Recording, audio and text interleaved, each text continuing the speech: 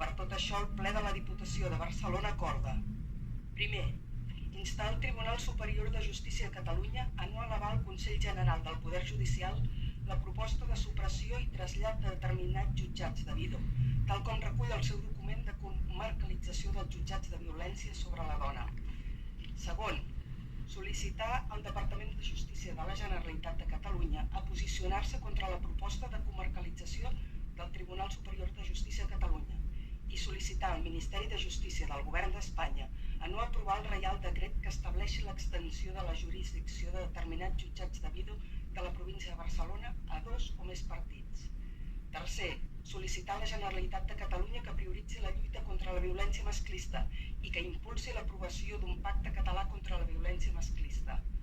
Quart, instar a la Generalitat de Catalunya a incrementar els recursos i mitjans per facilitar l'accés de les víctimes de violència masclista a l'empara judicial i que aquest extrem passi per apropar els òrgans judicials a les víctimes.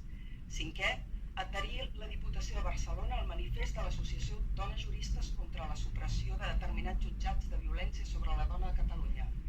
Sisè, traslladar aquests acords al Tribunal Superior de Justícia de Catalunya, al Departament de Justícia de la Generalitat de Catalunya, a la Delegació del Govern de l'Estat a Catalunya, al Govern d'Espanya, al Col·legi de l'Advocacia de Barcelona, a l'Institut Català de les Dones, a l'Associació de Dones Juristes i a les entitats de dones de la província de Barcelona.